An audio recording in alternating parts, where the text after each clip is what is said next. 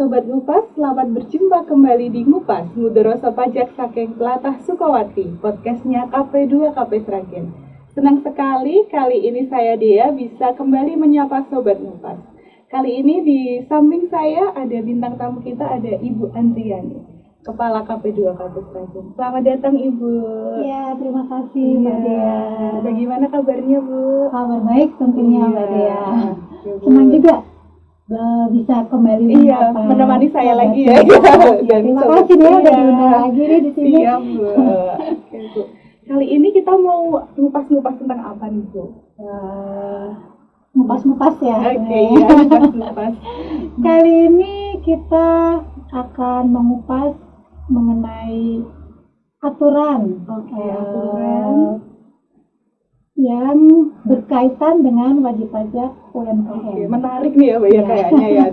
Berkaitan dengan wajib pajak UMKM. Ya. Baik. Di mana kita tahu di tahun 2021 tepatnya di tanggal 29 Oktober ya Bu ya. Pemerintah bersama DPR telah mengesahkan Undang-Undang Nomor 7 Tahun 2021 yaitu Undang-Undang Harmonisasi Peraturan Perpajakan ya Bu ya. Iya, betul sekali Mbak Dea. Mungkin Sobat Ngupas juga sudah mendengar, mengetahui tentang apa itu Undang-Undang Harmonisasi Peraturan Perpajakan. Mungkin nanti Undang UU HPP gitu ya. Undang-Undang HPP. Undang-Undang HPP kita menyebutnya. Iya. Kan tadi Bu Ani di depan sudah menyampaikan akan membahas tentang aspek perpajakan WP UMKM. Ya. Boleh dijelaskan dulu nih Bu, apa pengertian WP UMKM itu apa? Biar pemahaman kita sama dulu nih sama. Oke, ya Mbak Dea, terima kasih atas kesempatannya. Jadi sebelum kita membahas mengenai aspek perpajakan yang diatur di Undang-Undang HPP yang berkaitan dengan kewajiban perpajakan wajib pajak UMKM, nah kita overview sedikit mengenai apa itu wajib pajak UMKM dari sisi perpajakan. Nah, wajib pajak UMKM ini diatur dengan peraturan pemerintah nomor 23 tahun 2018. PP 23 ya Bu. Betul, kita menyebutnya dengan PP 23 ya. Nah, itu mengatur tentang pajak penghasilan atas penghasilan yang diterima atau diperoleh wajib pajak yang memiliki peredaran bruto tertentu. Peredaran bruto tertentu itu maksudnya gimana? Jadi di sini ada kata-kata peredaran bruto tertentu ini ya.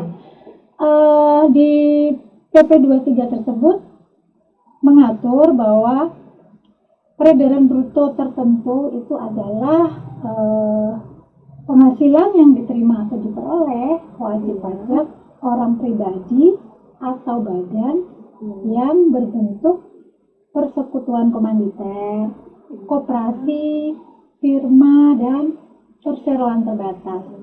Jadi itu WP UMKM itu bisa WP orang pribadi maupun WP badan. Tapi tidak semua WP badan. Jadi hanya wajib pajak badan yang berbentuk tadi itu PT, koperasi, firma, dan perseroan komanditer. Nah, peredaran bruto tertentu itu maksudnya adalah bahwa jumlahnya ditentukan oleh PP 23 tersebut tidak melebihi 4,8 miliar dalam 1 tahun pajak. Nah, jadi di sini mengacunya adalah ke peredaran bruto tertentu. Nah, besarannya 4,8 miliar. Dan peredaran bruto ini adalah penghasilan yang diterima dari usaha ya, tidak termasuk penghasilan yang diterima wajib pajak orang pribadi dari pekerjaan bebas. Hanya dari usahanya saja ya Bu ya. Tidak termasuk dari pekerjaan bebas. Pekerjaan bebas itu apa aja contohnya ya? Pekerjaan bebas. Penghasilan yang diterima oleh tenaga ahli.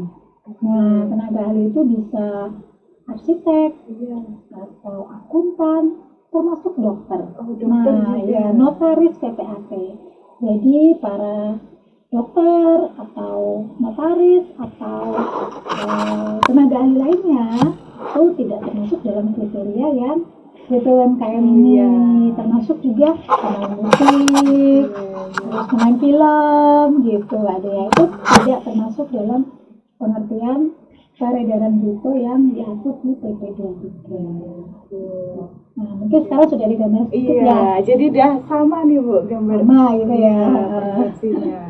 Kalau dengan adanya undang-undang HPP ini, apakah ada aspek perpajakan atau aturan yang berubah Ibu mengenai wajib pajak UMKM Ibu? Iya. Di undang-undang HPP memang ada satu pasal ya, atau ada satu perubahan yang terkait dengan wajib pajak UMKM ini.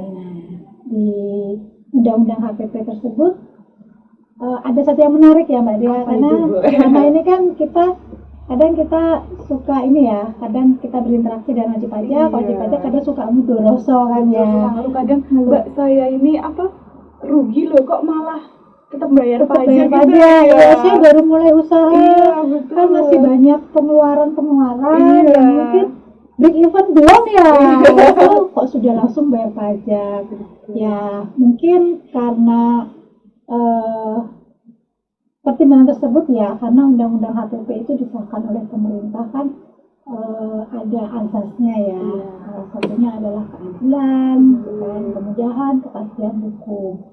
Nah, kemudian di salah satu klaster kita mengenal undang-undang HPP ada beberapa klaster ya. Banyak ya, klaster PPN, PPH, KUP. Nah, di klaster PPH ini diatur di undang-undang HPP itu di bab 3. Ya. Di bab 3 pasal yang ketiga itu dia mengubah satu pasal di undang-undang PPH. Jadi pasal 7 undang-undang PPH undang-undang nomor 7 ya tahun 83 sebagaimana telah diubah terakhir dengan undang-undang nomor 36 tahun 2008. Di situ mengatur adanya bagian penghasilan yang tidak dikenakan pajak. Maksudnya gimana nih Bu? Bagian penghasilan yang tidak dikenakan pajak. Ya. Maksudnya gimana Bu? Nah, di pasal 3 Undang-Undang HPP tersebut menambahkan satu ketentuan bahwa wajib pajak orang pribadi. Nah, mungkin ini kita underline dulu ya. Wajib pajak orang pribadi yang memiliki penghasilan dari usaha yang diterima atau diperoleh wajib pajak yang memiliki peredaran bruto tertentu. Nah, tadi kan kita sudah singgung nih di depan. Peredaran bruto tertentu itu adalah yang tidak lebih dari 4,8 miliar. Nah, ini mengacu ke wajib pajak UMKM. Nah, itu ada yang tidak dikenai pajak. Oh, gitu. Ya. Dengan jumlahnya adalah 500 juta. Dalam satu tahun pajak. Jadi itu bagian penghasilan dari peredaran bruto tadi yang tidak dikenai pajak. Itu batasnya sampai dengan 500 juta setahun ya Bu? Ya, jadi penghasilan sampai dengan 500 juta itu tidak dikenai PPH. Itu tapi hanya untuk WP UMKM orang pribadi saja. Jadi badan tidak termasuk. Iya. Iya. Kalau untuk mempermudah wajib sobat ngupas untuk gambarannya ini maksudnya gimana? Boleh minta tolong dicontohkan Bu. Oh iya, orang gitu. Nggak ada apa-apa di sini. Nggak ada apa-apa. Iya. Tadi kan sudah kita sampaikan ya bahwa ada bagian yang tidak dikenakan pajak nih dari peredaran bruto yang 4,8 miliar. Itu jumlahnya 500 juta. Nah, jadi misalnya kita buat ilustrasi ya. Iya, boleh. Jadi ada wajib pajak orang pribadi namanya Bapak A gitu ya. Dia punya usaha kafe di Sragen sini ya. Kafe yang baru biasa Mbak Dia. Kalau sore gitu after hour gitu kan. Nah, Bapak A ini punya usaha dan memperoleh penghasilan dari usaha kafenya itu. Kita coba beri contoh ya di tahun 2022 karena Undang-Undang HPP untuk klaster PPH ini berlaku di 1 Januari 2022 ya, mulai tahun pajak 2022. Nah, jadi kita beri contoh bahwa Bapak A ini punya usaha dan penghasilan yang diperoleh adalah mulai bulan Januari ya, kita misalkan 170 juta. Oke, Januari dapat 170 juta. Peredaran bruto ya, bruto ya. Iya. Nah, 170 juta tadi kita sudah bahas bahwa penghasilan yang tidak dikenakan pajak itu adalah 500 juta. Iya. Nah, karena di bulan Januari Bapak A ini penghasilannya belum sampai 500 juta. Iya, betul. Jadi di bulan Januari tidak ada penghasilan yang dikenakan pajak. Oh iya, karena masih belum sampai 500 juta tadi ya, belum sampai 500 juta. Jadi bulan Januari tidak perlu untuk bayar PPh finalnya. Oke, baik. Nah, kemudian bulan Februari. Iya, bulan Februari. Penghasilannya 180 juta. Nah, kemudian kita kumulatifkan. Iya. Ya, Jumlahkan kita jumlah dari bulan Januari 170 juta ditambah bulan Februari 180 juta. Jadi totalnya berapa Mbak Dea? 350 juta. juta. 350 juta. Masih belum juga? Masih belum sampai 500 belum kan ya? sampai, iya. Jadi penghasilan di bulan Februari karena belum menyampai 500 juta, tentunya juga masih belum ada pajak yang harus dibayar oleh Bapak A. Masih di bawah batas penghasilan yang tidak dikenakan pajak. Nah, kemudian bulan Maret. Mungkin bulan Maret ada sedikit penurunan ya mungkin ya, atau mungkin agak sepi gitu ya. Tadi 350 ya sampai 350 bulan ya. Kemudian bulan Februari, kemudian bulan Maret 150 juta. Berarti pas 500 juta. Nah, karena batasan penghasilan tidak kena pajak adalah 500 juta dan bulan Maret Bapak A penghasilannya 500 juta sampai dengan Maret ya. Masih belum dikenakan PPh. Jadi masih belum perlu membayar. Nah, baru di bulan April nih pasti di atas 500 ya, karena sampai dengan Maret pun secara akumulasi sudah sampai 500. Di bulan April penghasilan yang diperoleh sebesar 200 juta. Rame nih bulan April ya. Nah, karena batasan penghasilan tidak kena pajak adalah 500 juta, berarti kumulatif sampai dengan April 700 juta. Nah, penghitungan pajaknya bagaimana? Penghitungan pajaknya tentunya penghasilan sampai dengan April 700 juta dikurangi dengan batasan penghasilan tidak kena pajak 500 juta, sisanya adalah 200 juta. Nah, berapa pajaknya? Berarti 200 juta kita kalikan dengan 0,5%. Iya. Berapa besaran PPh finalnya masih sesuai dengan PP 23 ya, 0,5%. Iya. Jadi 200 juta dikali 0,5%. Misalnya 1 juta. Iya. Tuh. Agak lupa-lupa deh. Begitu Mbak Dea ya. Jadi dengan adanya aturan yang baru, ketentuan yang baru ini yang diatur di Undang-Undang HPP, nah tentunya ini bahwa diharapkan wajib pajak UMKM ini bisa lebih memberikan aspek keadilan ya. Betul ya Bu. Kalau seperti kita nih ya Mbak Dea ya, kita statusnya karyawan ya, penghasilan yang diterima kita sudah dipotong oleh pemberi kerja, dipotong PPh. Itu ada penghasilan tidak kena pajak ya kan, sesuai dengan status kita ya. Kalau Mbak Dea nih masih TK0 ya. Seperti itu. Jadi tidak maksudnya lebih merata lah gitu ya, merasa bahwa ada perlakuan yang sama dengan yang wajib pajak orang pribadi lainnya. Ada asas keadilannya ya Bu ya dalam undang-undang. Misal tadi Bu boleh lanjut dikit nggak Bu? Kan tadi udah sampai bulan April, bulan Mei omsetnya jadi 100 juta lagi nih. Nah itu nanti berarti hitungan pajaknya dari 100 juta itu langsung dikenakan tarif PPh finalnya dikali 0,5%. Ya, seterusnya akan sama seperti itu ya. Berarti untuk sobat ngupas nih yang punya usaha jadi WP UMKM itu ada baiknya melakukan pencatatan gitu Oh ya, iya, tiap bulan ya. pasti itu memang diharapkan seperti itu. Jadi kita tahu nih berapa omset kita. Iya. Nah, nanti kita bisa menggunakan ketentuan itu tadi sampai dengan 500 juta itu kita tidak dikenakan PPh. Iya, betul sekali Bu.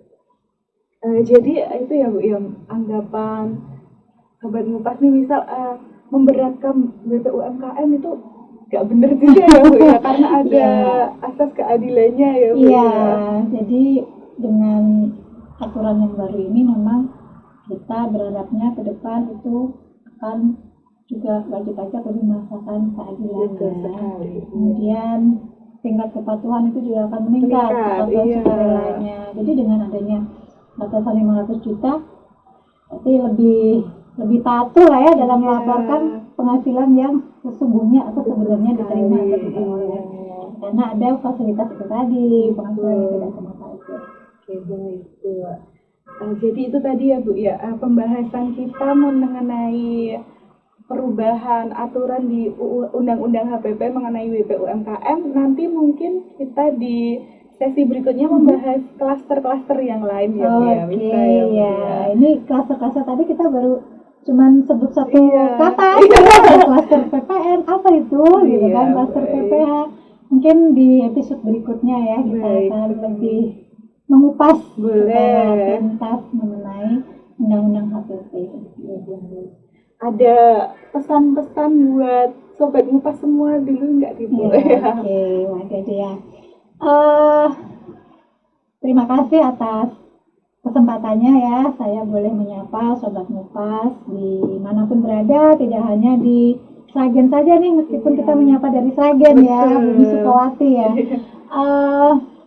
Kami atas nama Direktorat Jenderal Pajak berharap bahwa para Sobat Ngupas, wajib pajak, terutama di wilayah Sragen, ini bisa lebih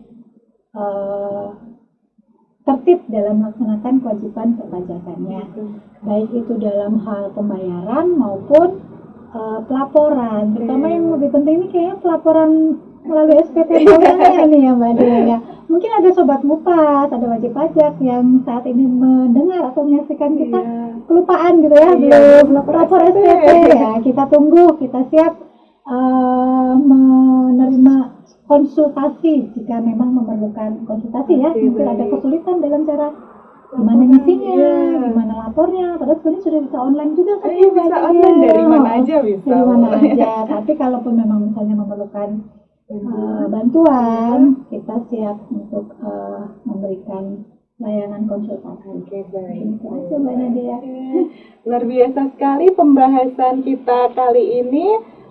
Semoga Sobat Ngupas menambah wawasan dan ilmunya ya Bu ya.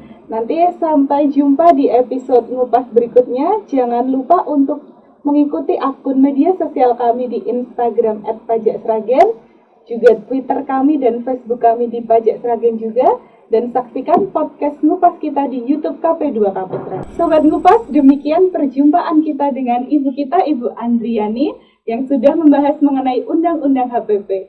Semoga wajib pajak UMKM dan Sobat Ngupas dimanapun berada bisa bangkit kembali setelah pandemi ini. Sampai jumpa di Ngupas episode Ngupas berikutnya, podcastnya KP2 KP Sragen. Wassalamualaikum warahmatullahi wabarakatuh.